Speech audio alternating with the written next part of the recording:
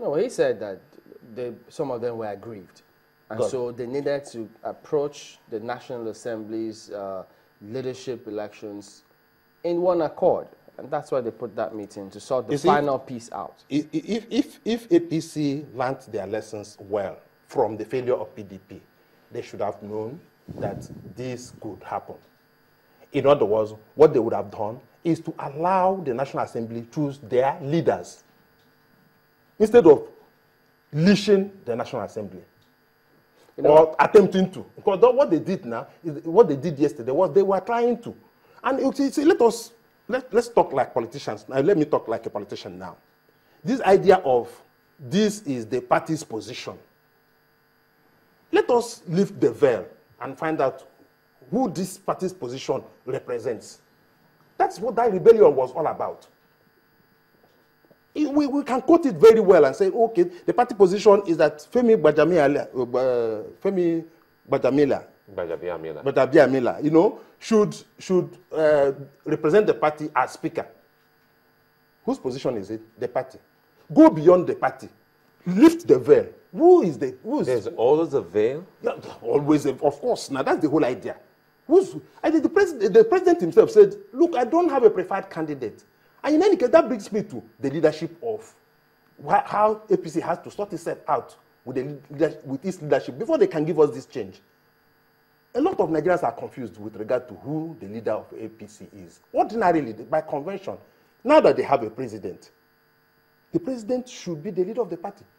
But here is a president saying, I'm not bothered about whoever emerges as the leadership of the Senate or the National Assembly. I'll work with them. Then there is another leadership that says, look, we are bothered. So there is a president who is a leader. There is a national leader. I think it's a position, either constitutionally or otherwise. Well, if the national leader in APC. No, and then there are also pockets of leaders all over the place from the legacy parties. Let me put this. If the chairman of the party had said there's nothing wrong in them giving guidelines in terms of how they were going to go about maybe selecting leadership of the party, no, the National Assembly, much as the president has said he will work with whoever emerges. Is that contradictory? No. You see, when you go beyond giving guidelines, which ordinarily should have been opinions or with regard to suggestions as to how they conduct themselves, to organizing mock election that ended up being a mockery of the party. It's no longer, you have taken steps that are beyond just suggestions, beyond opinions, beyond preferences.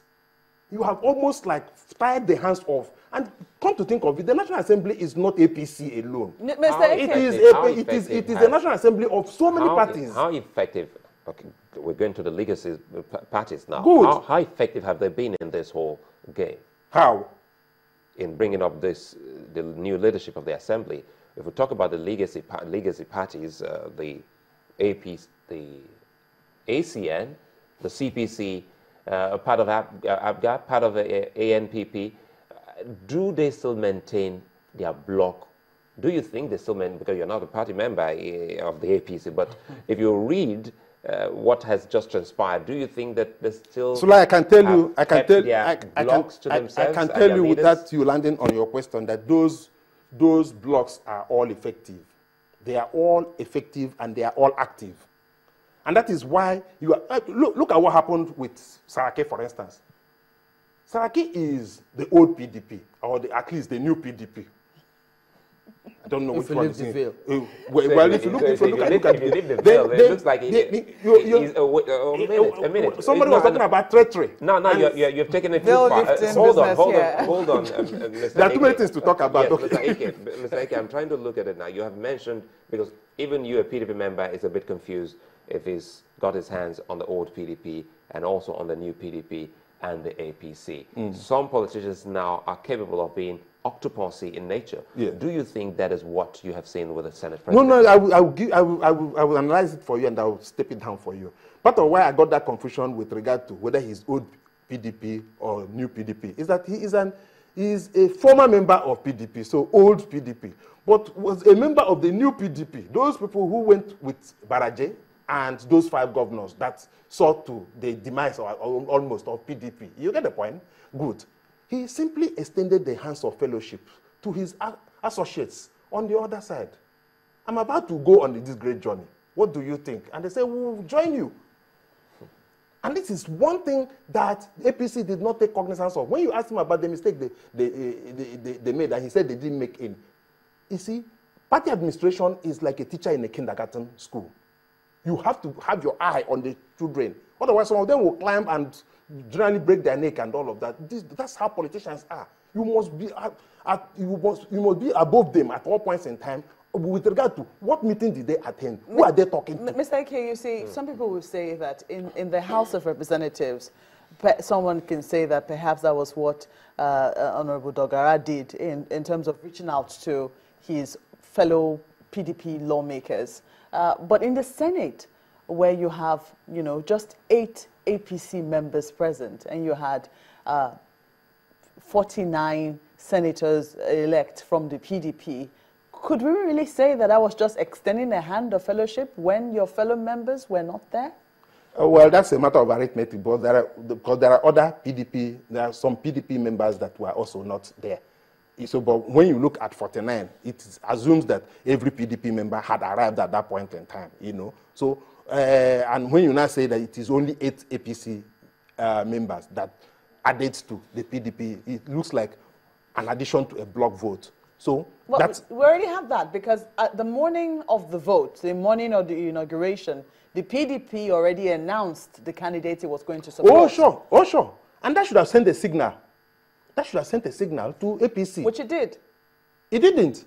It did. That's why they held that meeting. That's why they convened that meeting. No. If that sent a sufficient signal, what they would have done is to break the ranks of PDP. That's what you do in politics. You walk into PDP and begin to see to what extent you can poach the people. But they didn't take cognizance of that block. It is some figure arrogance that is, no, we have majority.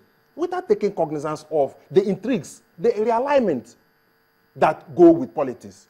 And that is exactly, in short, your example suffices more in Senate than in the House of Representatives. Because, you see, in the Senate, it is almost like, would I say, Saraki took refuge in the hands of his old colleagues. But and they delivered him. While they were arguing about how he merged, some are even suggesting that if the APC goes to court, can they nullify what happened yesterday in the Senate? There is nothing to go to court for. Almost everything that was done yesterday was constitutional. In short, not almost everything that was done. You see, the only thing that we're arguing today is the morality of it. Just the morality. And that is why, using their own words, they call it treachery. And I said, how can you be referring to this as treachery when you have been benefiting from it? Some people walked away from the PDP convention and went and held their own private convention. And from there, they formed what appears to be a new PDP, which was indiscipline, which was treachery, and you received them. Quite a number of the governors walked away from PDP, and you threw your hands up, in jubilation. In Imo State, for instance, the governor of Imo State took the government of Imo State to APC without the party. And they were happy about that. It wasn't indiscipline. It wasn't treachery. They should have been able to factor this into party administration. And in any case, do not put any law or regulation that is most likely going to be disobeyed. Mr. Okay, sorry, Timberlake, just quickly, I'm just going to ask you this as a politician, as a party member. What do you think this portends for political parties? I'm looking at what happened 4 years ago, and also what has happened now. In future, how do you think that political parties will learn from this?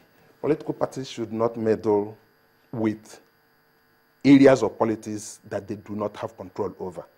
One of which is the political party cannot sit down and begin to say, this person is going to be the Senate president. This person will be the Speaker of the House of Representatives. PDP tried it and failed. How many times are we going to have this kind of mistake and learn from it? Failed. And that if, for instance, because I noticed that one of you was asking, the public secretary whether they would expel them. That would be political harakiri, suicide. But they cannot try it. Can bills pass smoothly with this National Assembly? Why not? If anything, the check and balance for which the National Assembly is made has now been institutionalized. It's been institutionalized, in which case most bills are now going to be properly scrutinized. It's no longer going to be aye, in which case, you know, it is from our party and all of that. It is good for the Nigerian people. And if I were President Buhari, I would have been very happy with this development because he just escaped a leash. Well, that's pregnant one there, the leash. But I know you have a lot to say, but that's all the time we have so far. But in the future, we'll also look at what to expect then from the National Assembly. But thank you for coming on this morning, Mr. George Eke, a member of the PDP. Thank you so much. Also a legal practitioner. We'll be back. We'll take a look at some comments. What are you saying, as a matter of fact, on what's transpired here today? That's what we'll focus on when we return. Don't go away.